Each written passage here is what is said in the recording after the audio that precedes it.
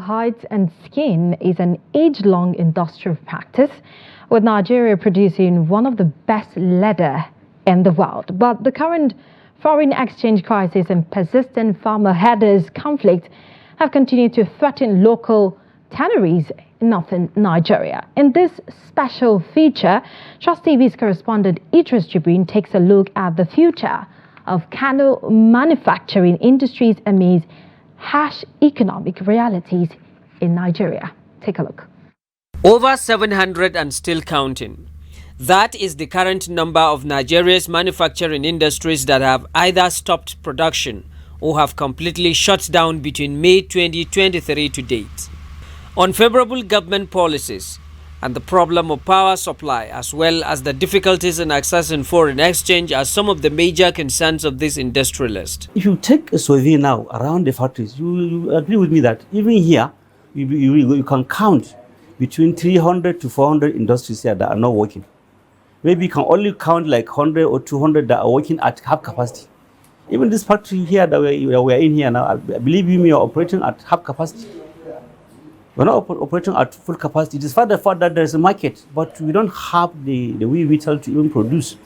All prices of our inputs have started going up, and rapidly. You will have change of price from our suppliers. Then we have 3-4 times in a month. Towards the end of the year, it now becomes almost like daily. Daily basis. Sometime this year, it is hourly. Because any hour you discuss with your supplier, he will tell you, if you say yes now, we strike a deal. If you say no, after 1 hour, I have to check my input. So you can see that we can't predict anything. GB Tannery is among the few surviving indigenous hides and skin factories in Kano. Hundreds of youth works here to earn their daily income. But the Nigeria's industrial sector is under threat at the moment. They say it has never been this bad. You know, your staff, because of the inflation, they keep asking for salary increment.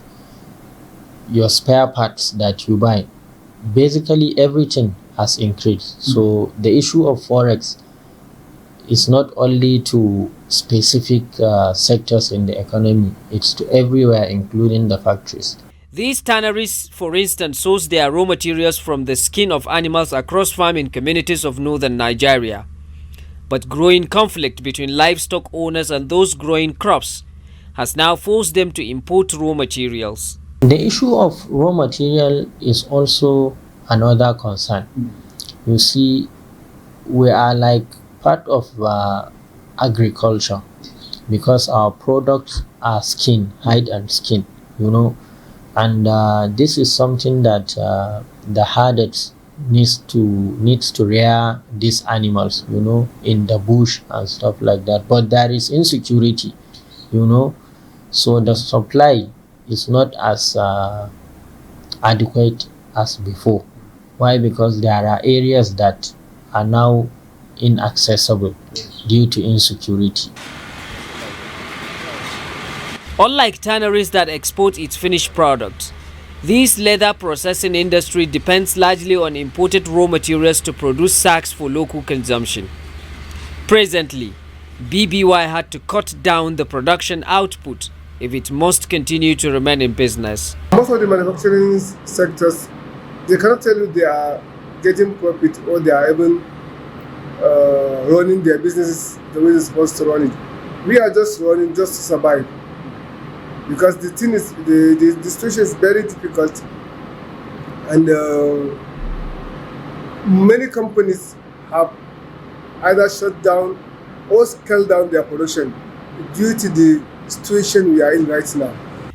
While Nigerians continue to pay the price of the current industrial crisis, manufacturers believe that unless the problem of electricity is addressed, raw materials become adequate, security of lives and property guaranteed, the future of Nigeria's industrial sector may continue to remain bleak.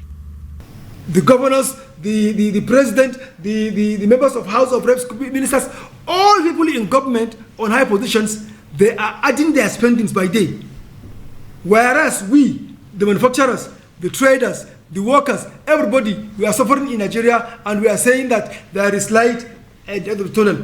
Which light? The government needs to do a lot, and the government needs to know that we're at a juncture in this country that we need to decide whether we want to be a producing nation or a consuming nation. Are we going to carry on importing everything, every single thing, your biro, your sweets, your biscuits, imported or we want to be exporting, we want to be creating, we want to be producing. So we need to think about that. Once we bridge that gap and make sure we're a producing country, we start exporting, increase our exports, the issue of dollar will be an issue of the past, really. It's only the government that can solve its foreign FX challenges, not manufacturers. Manufacturers, the only thing we could do is to ramp up our production so that we can export. By exporting, you're going to earn dollar. But of course, now we are not producing. Most of the companies are operating below capacity, so what can you even export? Some have even closed down.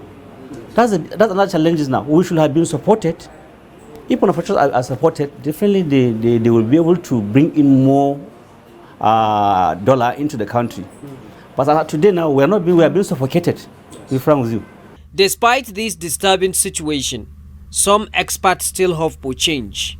But while they wait, economic hardship among ordinary Nigerians may likely continue to increase. Idris Jibrin, Trust TV News, Kano.